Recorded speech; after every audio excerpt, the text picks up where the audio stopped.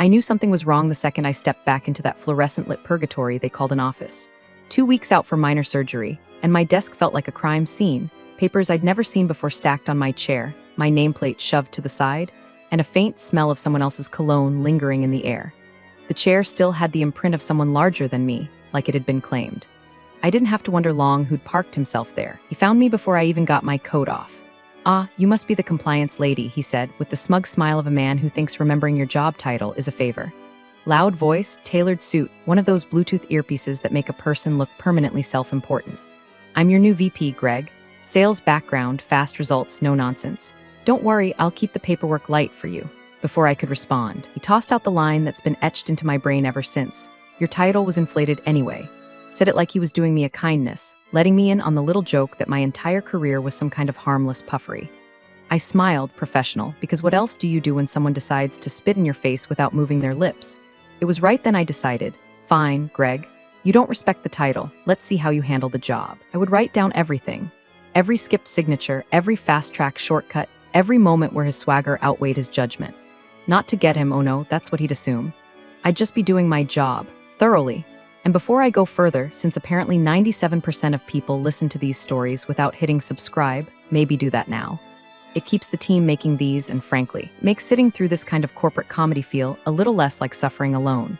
The first meeting with him set the tone. He was all about streamlining, which in Greg speak meant stripping away anything that slowed him down, like legally mandated verification steps. He waved off the orientation packet. I offered like I'd just handed him a stack of outdated coupons. "I'll figure it out," he said, already looking at his phone. "Been closing deals longer than you've been reading about them." Greg strutted into the department like a man entering a bar he already owned. He wanted numbers, speed, and no boring compliance crap dragging things down. I watched him run through a presentation for upper management, charts flying by, timelines cut in half, costs shaved to unbelievable levels.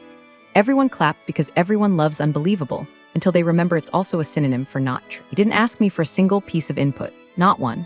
My predecessor had fought tooth and nail to make sure our department never hit the wrong side of an audit, and Greg seemed determined to undo that work before lunch. He made little jokes at my expense in front of the team about the compliance police and overkill paperwork. It was meant to be charming banter, but it was really just him staking territory. I took notes, dates, times, direct quotes. I started keeping digital copies of everything, not on the company server, but in a private, encrypted archive. I wrote my emails with surgical precision, documenting irregularities without emotion. The man didn't realize every "don't worry about it" was another nail in a coffin he hadn't even noticed being built. Greg's favorite phrase was "it's not rocket science." He used it to dismiss any policy he didn't understand, which was most of them. He'd nod through explanations, then turn to his assistant and whisper something about bureaucratic nonsense. That first week alone, I caught him signing off on a report missing 4 critical approval steps. When I pointed it out, he grinned like I was being adorable. "You worry too much. That's why I'm here, balance you out." Balance, right? Like putting a brick on the gas pedal and calling it balancing the car's performance. By Friday, I'd sent him 3 formal warning emails, each one outlining the specific regulation he was ignoring, the potential penalties, and the corrective steps. He ignored all of them. No reply, no acknowledgement. I imagined them sitting in his inbox like unopened bills, each subject line a quiet reminder that the clock was ticking. This was going to be interesting. Not because I liked office politics, I didn't, but because I'd been in this game long enough to know that arrogance and government oversight do not mix well. And Greg was the walking embodiment of both. So I did what I do best. I kept my head down, my tone polite, my record spotless.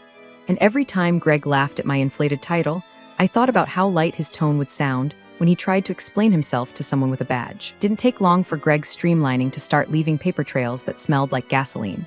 The first real jolt came on a Tuesday afternoon, when a quarterly report landed on my desk for final review.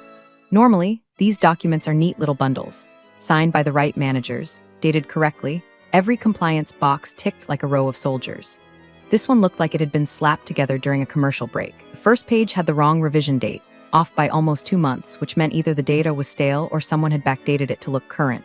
Half the required signatures were missing, replaced with blank spaces. And the compliance section, the part that certifies the work met all legal standards, wasn't just incomplete. It was unchecked entirely, like Greg hadn't even pretended to review it. I took a slow breath, because in this line of work, rushing is how you get sloppy. I pulled the prior quarter's file and compared them side by side. Sure enough, there were little fixes in Greg's version, numbers rounded up, expense lines trimmed, dates shifted forward. Not errors, choices, intentional ones. That's when the voice in my head changed from irritated to alert. Incompetence is one thing. You can train incompetence out of a person, at least sometimes. But this wasn't that. This was willful negligence, kind that looks harmless until you remember every harmless decision here is tied to federal reporting laws. I drafted my first formal warning email. No emotion, no accusations, just facts. I listed each irregularity with bullet points, cited the relevant regulation, and included a polite but clear request for corrections before submission. I CC'd only Greg because at this stage, it was about giving him the benefit of the doubt. I read it twice before hitting send, then I saved a copy. Not on the company server, my own encrypted archive, labeled and timestamped. Greg's reply came 2 hours later. Got it, he wrote. No corrections followed, no questions. Just those 2 words, like checking a box in a conversation he had no intention of finishing. The next day, another document came through, this one a vendor certification with the signature line clearly forged. No, because I'd seen the vendor's actual signature a dozen times, and this one looked like someone had tried to copy it while signing a birthday card on a moving bus. The date didn't even match the shipment logs. I walked into Greg's office, closed the door, and set the paper on his desk.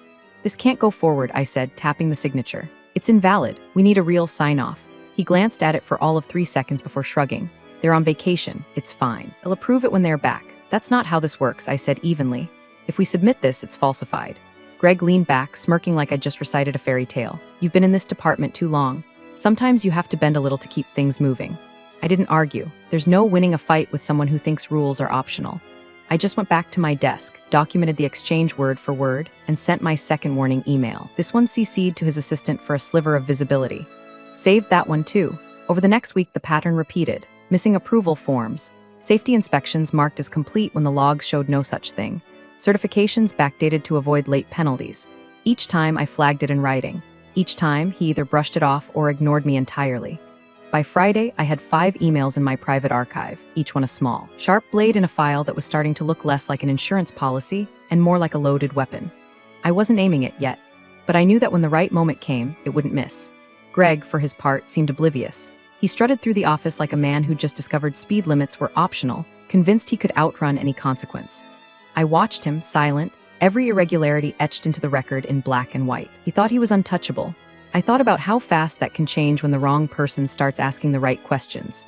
By the 3rd week, my inbox looked like the world's most monotonous crime novel, page after page of the same plot. Greg skips a step, I document it, Greg ignores it. If my job had been to collect exhibits for a future trial, I was overachieving. Warning email number 6 was about a procurement request that somehow forgot the competitive bidding requirement. Number 7 flagged a training log that showed 24 employees certified for safety procedures they'd never actually attended. Number 8 caught a blatant date alteration on a hazardous materials disposal form. Each one was written with the same calm, professional tone, the kind of language auditors love because it's unemotional, precise, and impossible to misinterpret. And each one earned the same response from Greg: silence, dismissal, or a chuckle like I was some adorable hall monitor overreacting to a playground scuffle. But it wasn't just the documents anymore. I started overhearing him. Greg had a habit of holding court in the break room like it was his personal stage. One morning, while I was refilling my coffee, I caught him telling a couple of junior staffers about how he'd fast-tracked a shipment by skipping what he called pointless compliance hoops. His words. He even threw in a little mock salute and said, "Sorry, officer paperwork, but some of us have real work to do." I didn't say anything. Just stirred my coffee, walked out, and added fast-tracking admission verbal to my notes. Because here's the thing, those pointless steps, they were federally mandated safety checks. Skipping them wasn't efficiency, it was negligence with a side of fraud. By now, I'd sent him 12 warnings. 12. Each one tied to a specific regulation, each with the potential to cost the company thousands, or worse, its license to operate. And every time, Greg acted like I just told him the copy paper was low. It was around warning number 15 that my mindset shifted. At first, I'd been trying to do my job, protect the company, keep us in the guide this overconfident idiot back onto the rails. But when someone tells you, without words, that they have no interest in being saved, you stop trying to save them. You start making sure that when they fall, the landing is all theirs. I stopped thinking of my archive as just in case and started treating it like evidence. Not because I wanted revenge, though I'd be lying if I said I didn't picture the look on his face when he realized what he'd done. Because it was clear now, this wasn't an accident. This was a man who knew exactly what the rules were and decided they didn't apply to him. It became almost routine. Greg would hand me a file, I'd review it, find the problem, send the warning, save the copy. Sometimes I'd overhear him on the phone with a vendor, bragging about how he could make red tape disappear. Sometimes he'd pop into my office with a grin, toss a report on my desk, and say, "Don't look too hard at that one, okay?" like we were co-conspirators, like my silence was guaranteed. The arrogance was breathtaking and dangerous, because the more he got away with, the bolder he became. The violations weren't just sloppy anymore, they were blatant. I found an inspection form with every box checked pass, even though the equipment in question had been flagged as defective in our own maintenance logs. I caught him signing off on a safety drill that never happened. By week 6, my private archive held 27 meticulously documented violations. Dates, times, scans, transcripts of conversations. If an auditor asked for proof, I could hand them a folder so complete they'd think it was prepared by a prosecutor. Greg still had no idea. To him, I was just the quiet compliance officer who sent too many emails. To me, he was a walking time bomb with his own name etched on the detonator, and I was done trying to cut the wires. Now, I was just waiting for someone to push the button. By the time my violation count hit the low 30s, I decided it was time to escalate. Not for drama, not to start a war, just to follow protocol. If your direct supervisor ignores documented compliance breaches, you go up the chain. It's written in black and white in the handbook Greg clearly never opened. So I scheduled a meeting with HR, sat across from a woman whose face was permanently set to pleasant, but rushed and laid it all out. Forged signatures, falsified dates, skipped safety protocols, the works. I even brought sanitized copies of 3 violations as examples, with all the identifying vendor info redacted so I couldn't be accused of spreading sensitive data. She skimmed them, nodded at all the right moments, then leaned back in her chair and said, "Well, you know, new VP has full operational control now. We're supposed to support his vision." Support his vision. I bit the inside of my cheek so hard I tasted copper. His vision was a regulatory nightmare waiting to happen, but apparently as long as the quarterly numbers looked good, the rest could rot. Next stop was the CFO. If HR wouldn't listen, maybe someone with a fiduciary responsibility to protect the company's assets would care about millions in potential fines. I walked him through a handful of the more obvious breaches. He barely glanced at the papers before sighing like I'd just interrupted his lunch. "Greg knows what he's doing," he said. "He's here to make us leaner and faster. Let him do his job." That was the moment it hit me. Every official channel was blocked. Not clogged, blocked. They weren't just ignoring me, they decided Greg's shortcuts were worth the risk. And if the risk ever exploded in their faces, could all play dumb and point at him, so I adjusted. I stopped wasting energy on persuading people who'd already decided not to care. Instead, I made sure every warning email went wider. I started CCing multiple managers, not just Greg, but his assistant, operations, and a couple of mid-level directors. No accusations, just factual outlines of the irregularities, the relevant regulation, and what needed to be fixed. Of course, no one responded. Not one person hit reply, all to thank me for catching a forged vendor certification or a backdated safety form. But every one of those emails had a digital trail now, with a neat little read receipt attached. Which meant if anyone tried to claim ignorance later, I could point to a tidy list of who had opened what and when. Oddly enough, once I accepted I was being ignored, it became easier. There's a strange satisfaction in knowing you're not just shouting into the void. You're building a file so dense and undeniable it could double as a paperweight for a judge's desk. Greg, meanwhile, had started to believe his own myth. He dropped by my office to boast about shaving 2 weeks off a process, conveniently leaving out that the missing fortnight was supposed to be spent on federally required inspections. In staff meetings, he'd make little quips about our compliance expert over here, and everyone would chuckle politely. I chuckled too, not because it was funny, but because I knew every joke, every dismissive wave of his hand was another line in the narrative I was quietly compiling. He thought my emails were just busy work, clutter in his inbox. He didn't understand they were the foundation of a case that, when the right people finally looked, make it impossible for him to talk his way out, so I kept sending them. 31 warnings became 38, each one logged, time-stamped, and archived in 2 separate encrypted drives. I stopped thinking of it as my job and started thinking of it as my insurance policy. If no one inside the company cared to stop Greg, someone outside eventually would. All I had to do was be ready. The notice came in on a Monday morning, slipped into my inbox like any other routine memo, except it wasn't. Subject line, Notice of Federal Compliance Review. My eyes went straight to the bolded date at the top, 4 weeks from now. The agency's name alone was enough to make every seasoned compliance officer sit a little straighter. These weren't the kind of auditors you could charm over coffee. They were meticulous, humorless, and fully authorized to dig until they found something worth prosecuting. I read it twice, then a third time, letting the reality settle in. This wasn't a hypothetical anymore. Every forged signature, every skipped inspection, every falsified date Greg had cheerfully waved off for the last 2 months, that was now a live grenade with the pin halfway out. Greg got the same notice. I know because 5 minutes later, his booming voice summoned the entire department into the conference room. I took my usual seat near the back, notebook ready, because meetings like this had a way of producing the kind of quotes auditors love. He paced in front of the whiteboard like a motivational speaker who'd just been told his job depended on making everyone forget the last 2 months existed. "All right, team," he began, clapping his hands together. "We've got some housekeeping to do before our friends from the federal office show up." Housekeeping. That was his euphemism. He started outlining what he called scrubbing the documents, going back through the last 18 months of records and correcting anything that didn't line up. He didn't use the word falsify, but he didn't have to. His instructions were clear: change dates, add missing signatures, retroactively check boxes that had been left blank. Make it clean, he said, so clean they could eat off it. There was a flicker of discomfort in the room, people glancing at one another, shuffling papers. But no one spoke. That's the thing about corporate fear, it's silent. Then his eyes landed on me. "And I'm going to need your help especially," he said, pointing in my direction. "You've got the best handle on all the details, just smooth them out." I didn't even blink. "You mean falsify them," I said evenly. A few heads turned. Greg laughed, but it wasn't his usual full-bodied laugh. It was tight, a little forced. No, just fix the inconsistencies. We're all on the same team here." I kept my voice calm. "If the inconsistencies are real, they're not mine to fix. They're for the auditors to review." The silence that followed was heavier than any I'd heard in that room. Someone coughed. Greg looked at me for a beat too long before forcing a smile and moving on to his next bullet point. But the tension lingered. Everyone knew exactly what I'd just said and what it meant. When the meeting broke, I went back to my desk and did nothing differently. I didn't touch a single record outside of the normal review process, but I did open my private archive and scan the list. 41 documented violations, each backed by evidence. The pile was complete enough to stand on its own. That afternoon, Greg swung by my office and leaned against the doorframe. "You know," he said in a lower voice, "this doesn't have to be a big deal. They're not going to look that hard." I met his gaze. "You might be right, or they might look exactly that hard." He smirked like I was overreacting, but there was a flicker of something else. Maybe for the first time, he realized I wasn't just the quiet compliance officer sending annoying emails. I was the one person in this building who could hand those auditors a roadmap to his front door. I didn't plan to tip them off. I didn't need to. In less than a month, they'd be here asking for everything. And when they did, truth wouldn't need my commentary. It was already printed, signed, dated, and sitting neatly in my encrypted folders. I closed the archive, locked my screen, and went to get coffee. 4 weeks. That's all the time Greg had left before his shortcuts became headlines.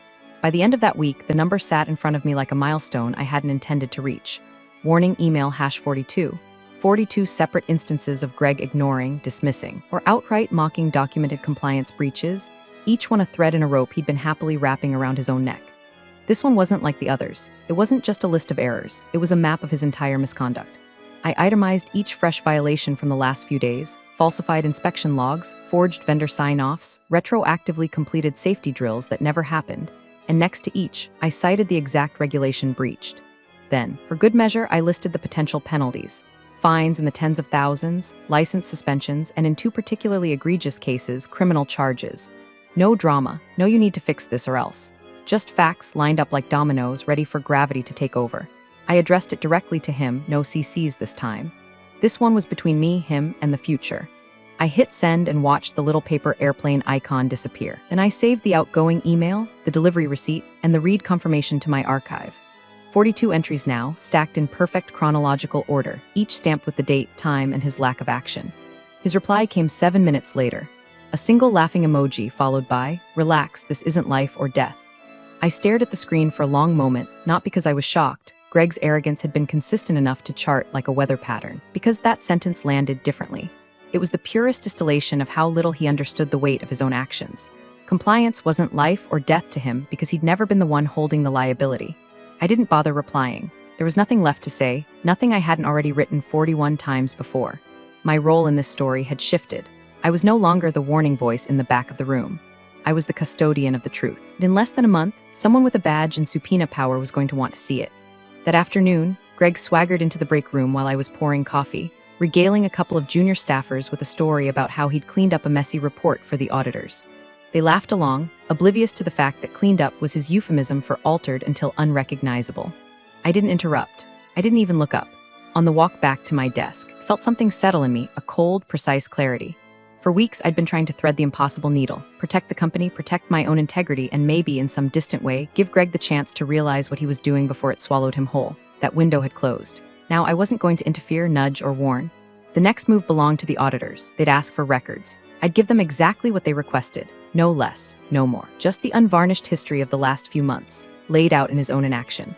I opened my archive one last time before shutting down for the day. scrolling slowly through the subject lines. Every email was a mile marker on the road to the moment when not life or death would become a very different conversation for Greg. And when that moment came, I'd be ready to hand over the map. The request came in at 9:14 on a Wednesday morning, light and surgical in its wording. Please provide all compliance-related correspondence, documentation, and certifications for the past 18 months. No special emphasis, no hint of suspicion, just the kind of formality that makes most people exhale in relief. I didn't exhale. I sat back in my chair, reread the line twice, and felt that slow, deliberate shift inside me.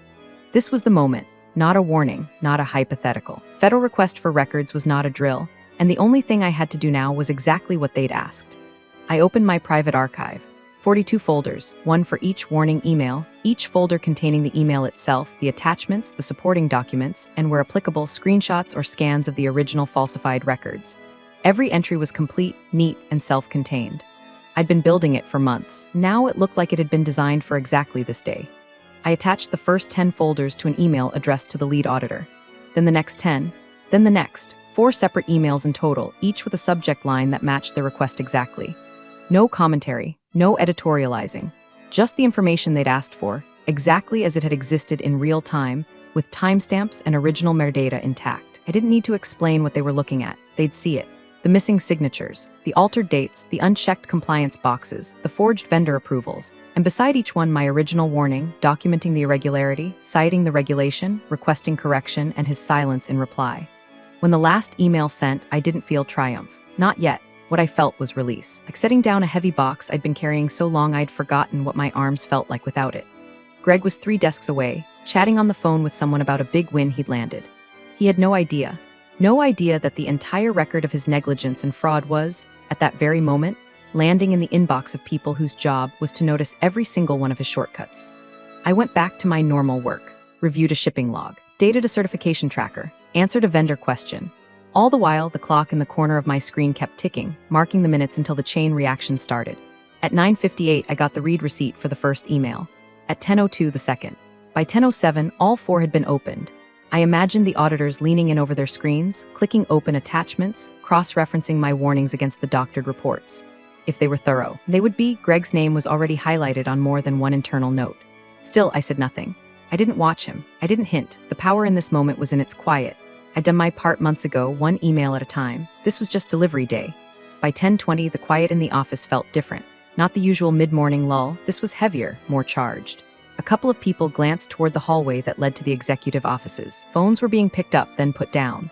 Greg was still laughing into his headset, but his assistant kept glancing at her inbox like she'd just read something she couldn't unsee. I sipped my coffee, clicked to the next item on my task list, and kept my breathing steady. The move was done. The wheel was turning. And for the first time in months, the weight wasn't mine to carry anymore. It started as a ripple, one of those low murmurs that rides just under the hum of printers and keyboards. A question asked too quietly at the copy machine. A glance exchanged near the break room door. By 10:45, it had spread across the floor like a draft you can't quite place, and people were working with that strange, distracted half-focus of a room waiting for something to happen. My phone buzzed. A name I hadn't seen in months, Mark, my old colleague from the department before Greg arrived. The text was short, almost casual, except it hit like a hammer. Why are federal agents asking for him by name? I didn't answer. Just locked my phone and let the words settle. Agents, not auditors. Agents. That distinction isn't subtle. It's the difference between a compliance slap on the wrist and a full-blown criminal investigation. A few minutes later, movement caught my eye near the main entrance. 2 men in dark suits, badges clipped to their belts, were walking in step with building security. Not the kind of suits you see in client meetings. These were cut for work, not show, creased, understated, with the quiet weight of authority. They bypassed the reception desk entirely, heading straight for the executive hallway. I watched them disappear for a moment, then reappear at the far end, turning into the corridor that led to Greg's office. At 11:02, it came back into view, flanking him. No handcuffs yet, no raised voices, but his swagger was gone. He looked smaller, like the air had been let out of him. His suit jacket hung wrong on his shoulders, and there was a sheen on his forehead that hadn't been there an hour ago. They guided him, not dragged, not shoved, but guided into the large, glass-walled conference room. He went without protest, but the stiffness in his walk was telling. His usual bluster had evaporated, replaced with something tighter, quieter. I could see them through the glass from my desk. Greg sat alone on one side of the table, hunched forward, elbows on his knees. The agent stayed standing, flipping through manila folders, occasionally setting a page in front of him and speaking in low tones. Whatever was on those pages, it was draining the color from his face one shade at a time. The office noise dwindled to almost nothing. Phones stopped ringing. Keyboards went still. Everyone was pretending to work, but their eyes kept drifting toward the conference room. Even people who didn't like me, people who'd bought into Greg's fast-track swagger, were now quietly recalculating every interaction they'd had with him. I kept my posture neutral, my face unreadable. No smirk, no satisfaction broadcasted. Just the same quiet detachment I'd worn for months. Let them wonder if I knew more than they did. Let Greg wonder most of all. From where I sat, I could see him shift in his chair, run a hand through his hair, then lean back as one of the agents spoke again, tapping the table with a single finger for emphasis. Greg's mouth opened, closed. He nodded once slowly. Whatever they were saying, he'd stopped arguing. It happened at 11:46. The conference room door opened and the two agents stepped out first. Greg followed, but this time there was no mistaking it. His wrists were cuffed in front of him, the chain glinting in the overhead light. His head was down, jaw clenched, the image of a man who'd finally run out of road. The silence that fell over the floor was instant and absolute. Even the HVAC hum seemed to fade. Every eye tracked him as he passed, but no one said a word. This wasn't the noisy spectacle of TV arrests. It was quieter, heavier, more final. Words started to move in the way it always does in offices, through barely audible murmurs, hasty Slack messages, and the quick shuffle of someone grabbing coffee just to pass by the scene. By the time the agents reached the elevator, I'd already overheard 3 different charges whispered in disbelief: fraud, falsifying government compliance data, misuse of federal funds. The elevator doors closed. He was gone. Not 5 minutes later, an urgent all-staff email pinged in from the board's executive assistant. Emergency meeting at noon. Attendance mandatory. That was corporate speak for crisis containment. I didn't go. I didn't need to. I knew exactly what they'd be discussing, and more importantly, I knew exactly where the story they were being told came from. My name wouldn't be in it. It didn't have to be. The auditor's files would speak louder than I ever could. Every one of those 42 warning emails was a chapter in that unspoken narrative. At 11:59, I slid my resignation letter across my desk, addressed to HR, and hit print. It was short, 2 paragraphs, thanking the company for the years before Greg and noting my last day as effective immediately.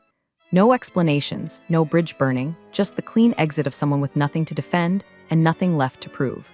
I placed it face up on my desk, locked my computer, and started packing. The few things I kept at the office, coffee mug, framed photo, a potted plant that had somehow survived both Greg and the winter, fit neatly into a single box. When the meeting upstairs broke, the hallway outside filled with a muted buzz of shock and speculation. No one stopped by my desk to ask questions. A few glanced in my direction, but if they suspected, they didn't say it out loud. That suited me fine, the less said, more certain the truth would land exactly where it needed to. As I walked out, I passed the conference room where Greg had been just an hour earlier. The chairs were still pulled askew, one with a faint scuff mark where he'd sat. The folder the agents had used was gone, but I could picture it perfectly, page after page of my work, my words, the record he'd ignored until it wrapped around him like a net. The elevator doors slid shut in front of me, and for the first time in months, I felt the muscles in my shoulders loosen. My record was intact. His career, and likely his freedom, were gone, and I had never once raised my voice. Appreciate you sticking around, you legends of the break room. Subscribe for more chaos. Let's make your old managers spill their coffee in fear.